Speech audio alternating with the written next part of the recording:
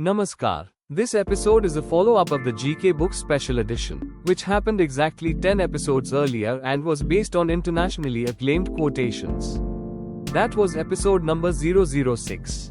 On this occasion we are presenting a bookie of hand-picked world-renowned funniest quotes. Yes, the funniest quotes, the kind that'll make you smile from ear to ear, ponder and admire, all at once. If laughter burns calories, you're about to get fit. Welcome to the GK.Book channel, where words come alive. Be enlightened, engaged, and entertained at GK.Book channel. Allow us to kick off this special information-packed edition, dedicated to laughter and positivity, with the international king of comedy himself.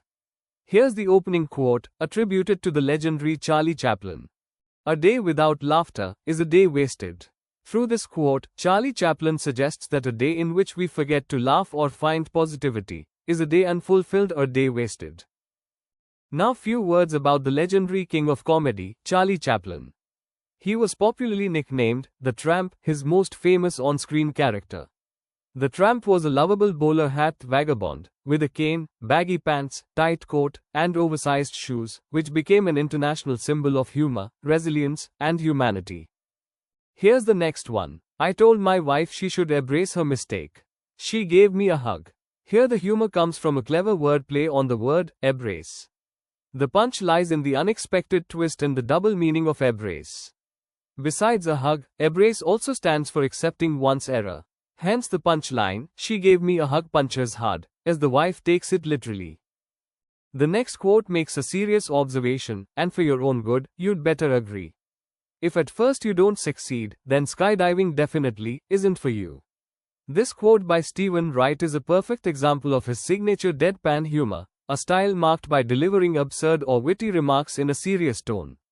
Another famous saying goes like this: "If at first you don't succeed, try, and try again," which encourages persistence and perseverance to succeed. Stephen Wright humorously twists this motivational phrase by applying it to skydiving, where failure, even for the first time, would obviously be fatal. Next is a quite insightful quote. "Yes, for many it is. I always arrive late at the office, but I make up for it by leaving early." This quote by Charles Lamb is a witty and ironic, wherein he pretends to balance things out, but actually makes it worse.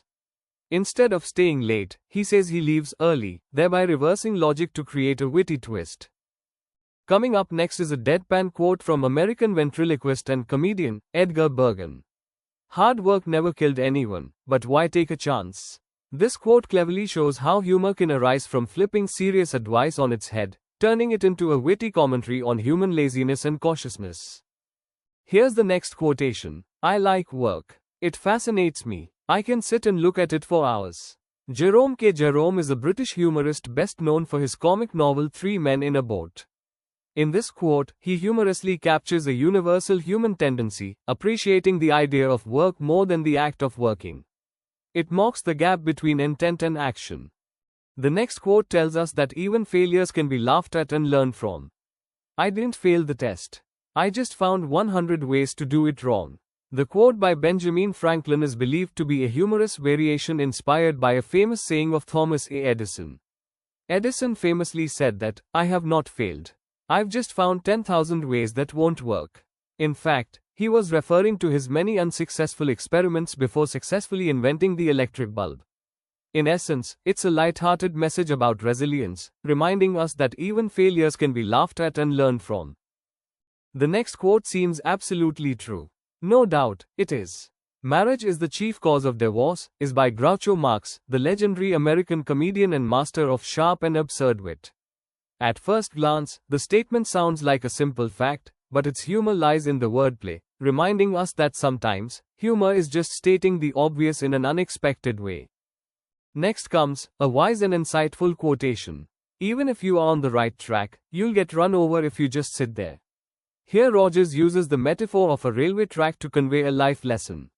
He humorously teaches that being on the right path means nothing, unless you keep moving.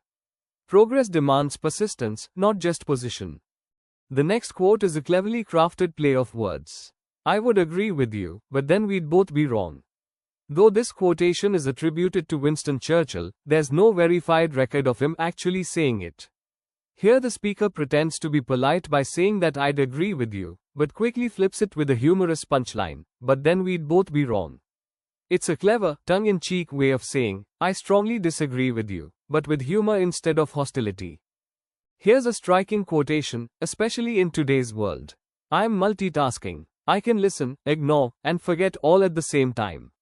This quote is a clever piece of present-day's humor. It's funny because it mirrors real life. We often think we're great multitaskers, but in reality, we end up half doing everything and in the end, remembering nothing. Next one is a self-deprecating quote. I used to think I was indecisive, but now I'm not so sure. Here the humor lies in its ironic self-contradiction, making it both relatable and funny, when the speaker is so indecisive that he can't even decide whether he is indecisive or not. The next quote is self-congratulatory, but it does make a valid point. Of course I talk to myself. Sometimes I need expert advice. This quote is a funny way of expressing self-confidence mixed with humor. The line is a witty way to say that I trust my own judgment so much that I consult myself. It playfully celebrates independence and self-assurance, while still poking fun at it.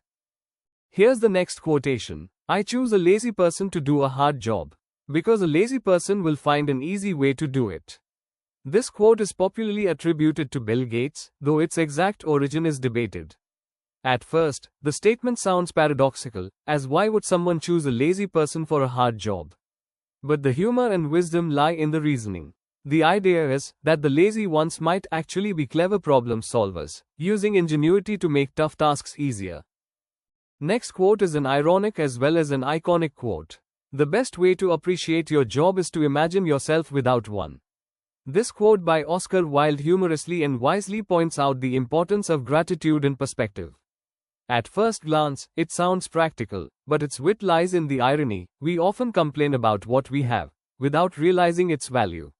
Wilde suggests that to truly appreciate what you have, you should imagine life without it. We normally tend to take things for granted until they're gone. Oscar Wilde's trademark humor gives a simple truth a sharp twist. Appreciation often comes not from having more, but from imagining less. The upcoming quotation by Thomas Jefferson is a step further to the previous quotation. It says, I find that the harder I work, the more luck I seem to have. This quote suggests that what people often call luck, it is usually the result of hard work, preparation, perspiration, and persistence, not just a chance. Your efforts naturally create more opportunities for success, which others might mistakenly see as good luck. In essence, the saying means, hard work creates its own luck. Here we would wish to add that this quote is commonly attributed to Thomas Jefferson, the third President of the United States. However, some historians suggest that while Jefferson is often credited, there's no definitive record of him writing or saying it exactly that way. Similar sentiments have appeared in earlier works by others, such as Samuel Goldwyn and Coleman Cox, which makes the true origin somewhat uncertain. Still, Jefferson remains the most widely accepted attribution. Now, here's a quirky quote. I'm not arguing, I'm just explaining why I'm right.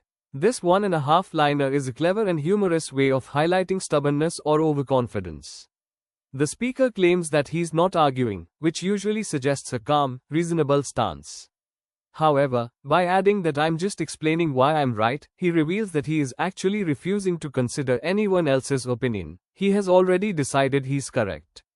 It's a witty way of capturing how people often justify their inflexibility while pretending to be reasonable. This makes the quote both relatable and funny. Before we wrap up this episode, let's take a moment to reflect on mindfulness and spirituality. The upcoming quotation from Ram Dass expresses it perfectly. Here it is. The quieter you become, the more you can hear. The quote suggests that when your mind is calm and still, you become more present. In other words, when you silence the noise of your thoughts, judgments, and distractions, you begin to truly hear, not just with your ears but with your mind and heart. In spiritual practice, silence allows you to connect with deeper truths. Also, quieting your reactions helps you listen empathetically. Instead of preparing to respond, you truly understand what others or life itself is communicating. In short, Ram Dass is teaching that silence is not emptiness, it's a doorway to deeper perception. Thank you very much for watching the video till the end. If you enjoyed the video, please like, And if you enjoyed it more, do subscribe and share.